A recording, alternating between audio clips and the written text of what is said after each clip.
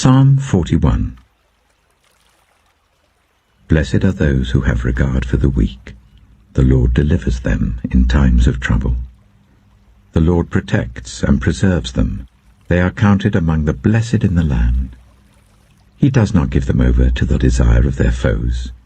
The Lord sustains them on their sick bed and restores them from their bed of illness. I said, "Have mercy on me, Lord, heal me, for I have sinned against you." My enemies say of me in malice, "When will he die, and his name perish?" When one of them comes to see me, he speaks falsely, while his heart gathers slander. Then he goes out and spreads it around. All my enemies whisper together against me. They imagine the worst for me, saying, "A vile disease has afflicted him. He will never get up from the place where he lies." Even my close friend, someone I trusted, one who shared my bread, has turned against me. But may you have mercy on me, Lord. Raise me up that I may repay them. I know that you are pleased with me, for my enemy does not triumph over me. Because of my integrity you uphold me and set me in your presence forever. Praise be to the Lord, the God of Israel, from everlasting to everlasting. Amen and Amen. Proverbs chapter 5. My son, pay attention to my wisdom. Turn your ear to my words of insight, that you may maintain discretion, and your lips may preserve knowledge. For the lips of the adulterous woman drip honey, and her speech is smoother than oil. But in the end she is bitter as gall, sharp as a double-edged sword. Her feet go down to death. Her steps lead straight to the grave. She gives no thought to the way of life. Her paths wander aimlessly, but she does not know it. Now then, my sons, listen to me. Do not turn aside from what I say. Keep to a path far from her. Do not go near the door of her house, lest you lose your honor to others and your dignity to one who is cruel, lest strangers feast on your wealth and your toil enrich the house of another. At the end of your life you will groan when your flesh and body are spent. You will say, "How I hated discipline, how my heart spurned correction. I would not obey my teachers or turn my ear to my instructors, and I was soon in serious trouble in the assembly of God's people." Drink water from your own cistern, running water from your own well. Should your springs overflow in the streets, your streams of water in the public squares, let them be yours alone, never to be shared with strangers. May your fountain be blessed, and may you rejoice in the wife of your youth. A loving doe, a graceful deer, may her breasts satisfy you always. May you ever be intoxicated with her love. Why, my son, be intoxicated with another man's wife? Why embrace the bosom of a wayward woman? For your ways are in full view of the Lord, and he examines all your paths. The evil deeds of the wicked ensnare them. The cords of their sins hold them fast. For lack of discipline they will die, led astray by their own great folly. Matthew chapter 13. That same day Jesus went out of the house and sat by the lake. Such large crowds gathered round him that he got into a boat and sat in it, while all the people stood on the shore. Then he told them many things in parables, saying, "A farmer went out to sow his seed. As he was scattering the seed, some fell along the path, and the birds came and ate it up. Some fell on rocky places, where it did not have much soil. It sprang up quickly because the soil was shallow. But when the sun came up, the plants were scorched and they withered because they had no root. Other seed fell among thorns, which grew up and choked the plants. Still other seed fell on good soil, where it produced a crop 100, 60, or 30 times what was sown.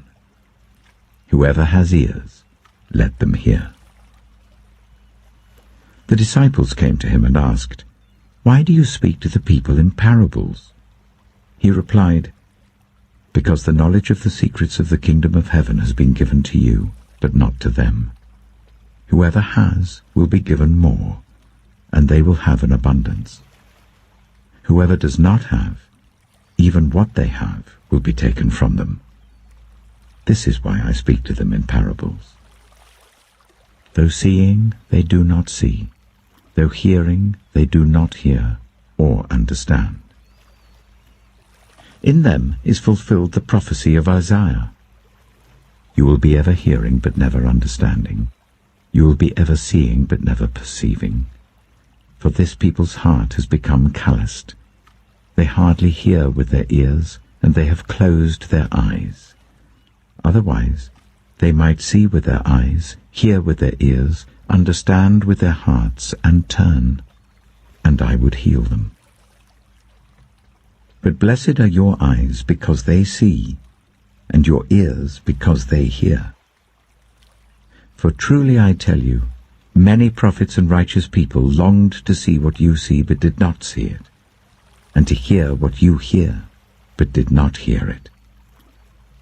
Listen then to what the parable of the sower means.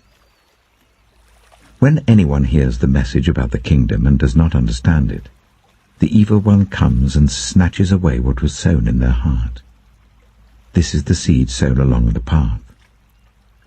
The seed falling on rocky ground refers to someone who hears the word and at once receives it with joy. But since they have no root, they last only a short time. When trouble or persecution comes because of the word, they quickly fall away. The seed falling among the thorns refers to someone who hears the word, but the worries of this life and the deceitfulness of wealth choke the word, making it unfruitful. But the seed falling on good soil refers to someone who hears the word and understands it. This is the one who produces a crop yielding 100, 60, or 30 times what was sown. Jesus told them another parable. The kingdom of heaven is like a man who sowed good seed in his field. But while everyone was sleeping, his enemy came and sowed weeds among the wheat and went away. When the wheat sprouted and formed ears, then the weeds also appeared. The owner's servants came to him and said, "Sir, didn't you sow good seed in your field? Where then did the weeds come from?" "An enemy did this," he replied. The servants asked him, "Do you want us to go and pull them up?"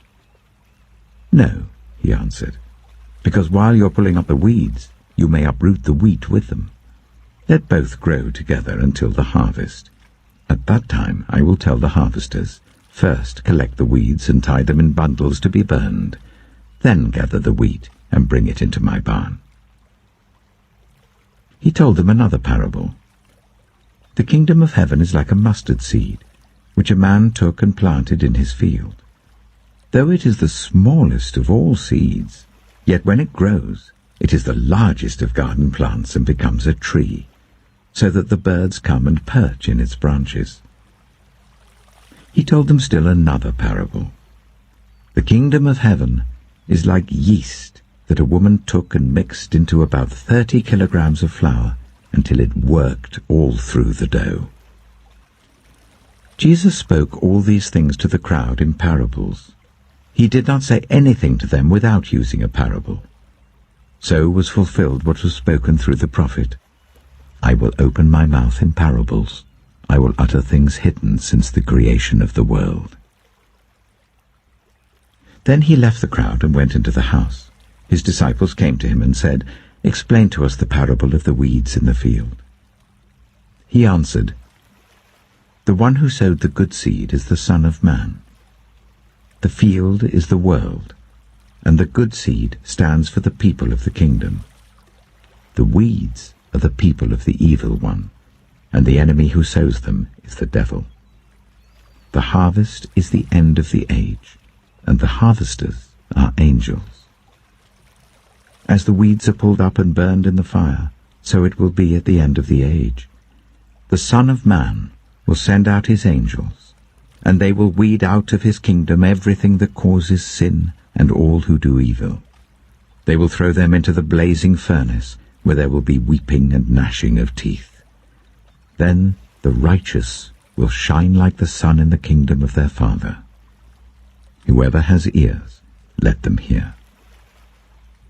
The kingdom of heaven is like treasure hidden in a field. When a man found it, he hid it again, and then in his joy went and sold all he had and bought that field. Again, the kingdom of heaven is like a merchant looking for fine pearls. When he found one of great value, he went away and sold everything he had and bought it.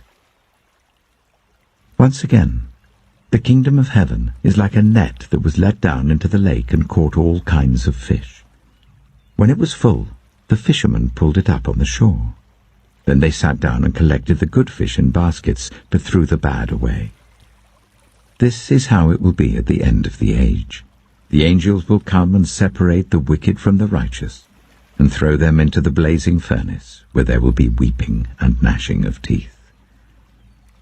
"Have you understood all these things?" Jesus asked. "Yes," they replied. He said to them, "Therefore, every teacher of the law who has become a disciple in the kingdom of heaven is like the owner of a house who brings out of his storeroom new treasures as well as old." When Jesus had finished these parables, he moved on from there. Coming to his hometown, he began teaching the people in their synagogue, and they were amazed.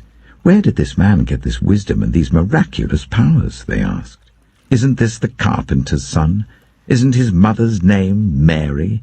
And aren't his brothers James, Joseph, Simon, and Judas? Aren't all his sisters with us? Where then did this man get all these things?" And they took offense at him. But Jesus said to them, "A prophet is not without honor, except in his own town and in his own home." And he did not do many miracles there because of their lack of faith.